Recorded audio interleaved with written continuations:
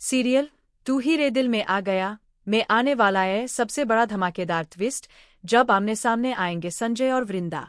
लेकिन इस बार सिर्फ मुलाकात ही नहीं होगी, बल्कि एक ऐसा सच सामने आएगा जो संजय की पूरी दुनिया हिलाकर रख देगा।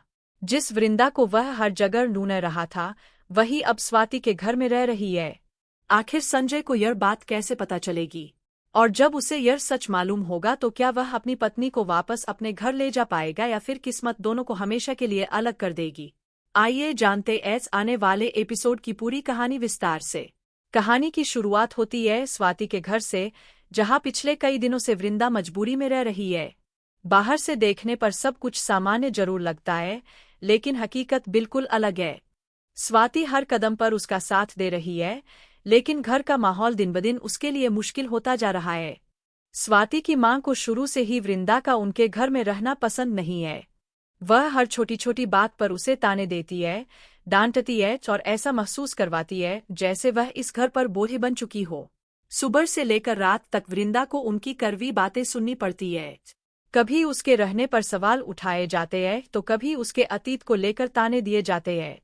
वृंदा हर बार चुप रह जाती है।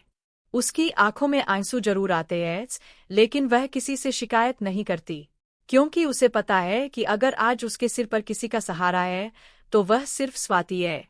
अगर स्वाति उसका साथ न देती तो शायद उसके पास रहने की भी कोई जगह नहीं होती। दूसरी तरफ संजय की हालत भी कुछ अलग नहीं है।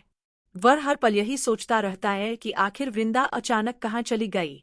उसने ऐसा क्या कर दिया कि वृंदा बिना कुछ बताए उसकी जिंदगी से दूर चली गई। उसके मन में हजारों सवाल हैं, लेकिन किसी भी सवाल का जवाब उसके पास नहीं है। संजय लगातार अपने लोगों से वृंदा का पता लगाने की कोशिश कर रहा है। वह हर उस जगह जाता है जहां उसे उम्मीद होती है कि शायद वृंदा मिल जाए, लेकिन हर बार उसे सिर्फ निराशा ही हाथ लगती है। धीरे धीरे उसकी बेचैनी बढ़ती जा रही है और अब वह किसी भी कीमत पर वृंदा को ढूंढना चाहता है। इसी बीच कहानी में आता है सबसे बड़ा मोड़। स्वाति किसी जरूरी काम से वृंदा को अपने साथ अस्पताल लेकर जाती है।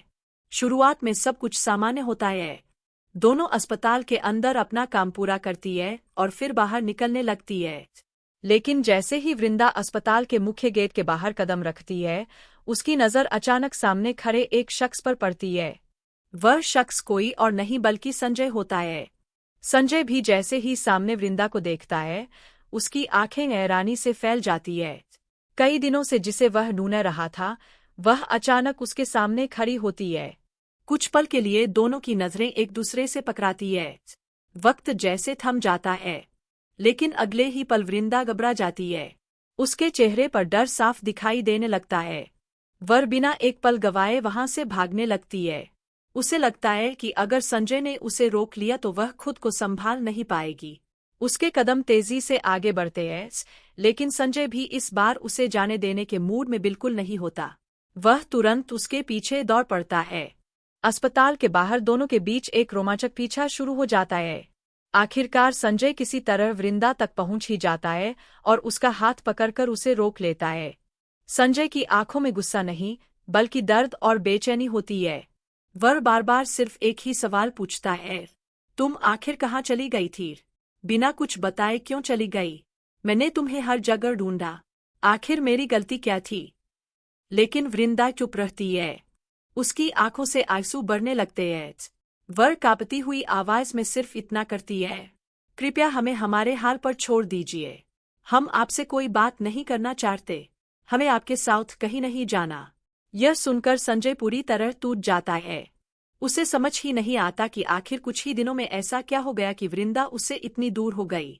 वह बार बार उससे सच्चाई जानने की कोशिश करता है। अगर मैंने कोई गलती की है तो मुझे बता दो, लेकिन इस तरह मुझे छोड़कर मत जाओ। लेकिन वृंदा इस बार भी कुछ नहीं कहती। उसे लगता है कि अगर उसने सच बोल दिया तो कई रिश्ते टूट जाएंगे। इसलिए वह अपने दर्द को अपने अंदर ही दबाए रखती है। जब संजय को कोई जवाब नहीं मिलता, तब वह सोचता है कि शायद अतुल को फोन करके सारी बात पूछनी चाहिए। जैसे ही वह अपना मोबाइल निकालकर अतुल का नंबर मिलाने लगता है, उसी पल वृंदा फिर से वहां से भाग निकलती है। वह तेजी से अस्पताल के दूसरे गेट की तरफ दौड़ती है और वहां पहुंचकर घबराहट में दरवाजा पीटने लगती है। कुछ ही देर बाद स्वाति वहां पहुंचती है। वह वृंदा की हालत देखकर पूरी तरह घबरा जाती है। उसके चेहरे का रंग उड़ चुका होता है, सांसें तेज चल रही होती है और आंखों में डर साफ दिखाई देता है। स्वाति तुरंत उससे पूछती है, क्या हुआ? किसने कुछ कहा? तुम इतनी डरी हुई क्यों हो? लेकिन वृंदा सिर्फ एक ही बात दोहराती रहती है, हमें घर जाना है, अभी घर जाना है, कृपया यहाँ से चलो। स्वाति बिना कुछ पूछे उसे संभालती है और वहां से ले जाने की कोशिश करती है। उधर संजय लगातार अस्पताल के हर कोने में वृंदा को ढूंढ रहा होता है। वह इधर उधर भागता है, लेकिन अचानक उसकी नज़र दूर खड़ी स्वाति और वृंदा पर पड़ जाती है। बस यही वह पल होता है जब संजय के सामने एक और बड़ा सच आ जाता है। उसे समझ आ जाता है कि वृंदा अकेली नहीं है, वह स्वाति के साथ रह रही है।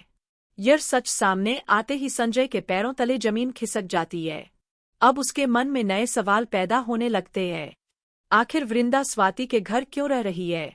क्या उसने अपनी मर्जी से यह फैसला लिया है या फिर कोई ऐसी मजबूरी है जिसके बारे में किसी को पता नहीं? क्या स्वाति इस पूरे मामले की सच्चाई जानती है? और सबसे बड़ा सवाल, अगर वृंदा स्वाति के साथ रह रही है तो क्या अब संजय अपनी पत्नी को वापस अपने घर ला पाएगा? लेकिन संजय की मुश्किलें यही खत्म नहीं होती। एक तरफ वह वृंदा से बेइंतहा प्यार करता है और उसे हर हाल में वापस पाना चाहता है। दूसरी तरफ स्वाति उसकी होने वाली मंगेतर है। अब अगर वह वृंदा को वापस लाने की कोशिश करेगा तो स्वाति के साथ उसका रिश्ता भी टूट सकता है। यानी अब संजय ऐसी दुविधा में फंस चुका है जहां उसे किसी एक रिश्ते को चुनना ही पड़ेगा। आने वाले एपिसोड में भावनाओं का जबरदस्त तूफान देखने को मिलने वाला है। कई ऐसे राज खुलेंगे जो अब तक छिपे हुए थे। रिश्तों की असली परीक्षा शुरू।